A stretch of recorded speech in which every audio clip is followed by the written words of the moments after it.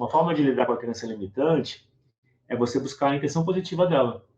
Quando você olha para a intenção positiva da crença, isso naturalmente... Pensa assim, ó, a intenção positiva da crença é fazer você se proteger. A intenção positiva da crença também é fazer você estar vinculada com os seus pais. As crenças limitantes vieram dos pais, ou vieram da família, vieram de quem você conviveu na infância, ou quem foi importante para você. Então, a crença limitante tem um papel de vínculo. Às vezes, alguém pode pensar que, se eu tiver muito dinheiro, eu vou romper com a família, eles vão me afastar da família, então é melhor não ter, porque aí eu fico junto dela. Por que não as duas coisas? Ficar junto e ter dinheiro. E ajudar a família, por exemplo. Então, uma forma de lidar com as crenças limitantes...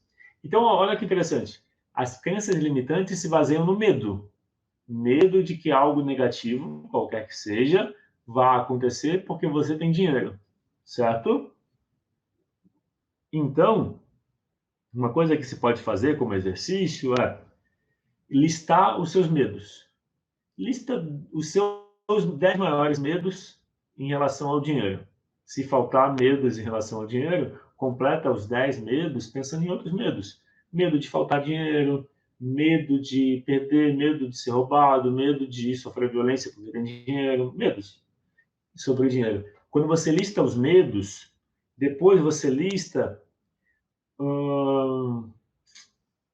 qual a pior coisa que poderia acontecer se os medos se confirmassem.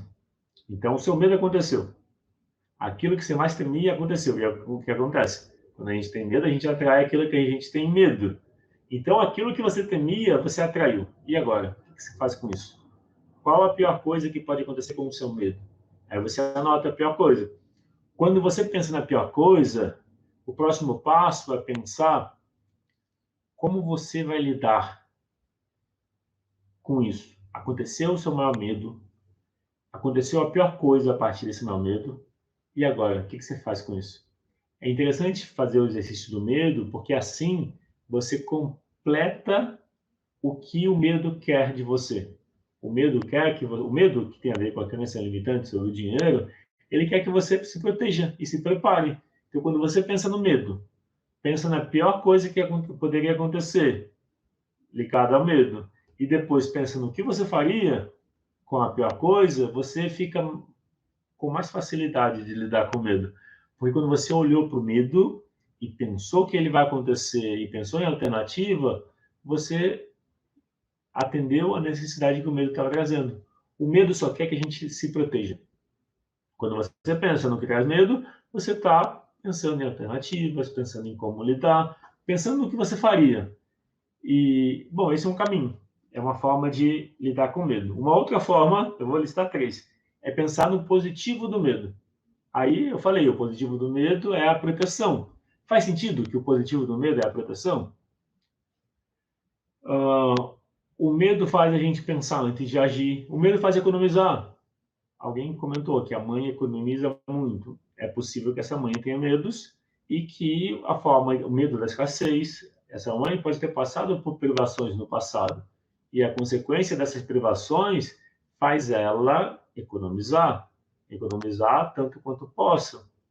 Então, esse olhar traz a ideia de que quando se tem vamos dizer, um medo em relação a perder dinheiro, um olhar pode ser aproveitar, ou melhor, economizar. Um outro olhar pode ser gastar tudo antes que perca. Ainda assim, é importante tomar consciência de qual é o pensamento por trás para você cuidar disso, cuidar dessa parte. Tá?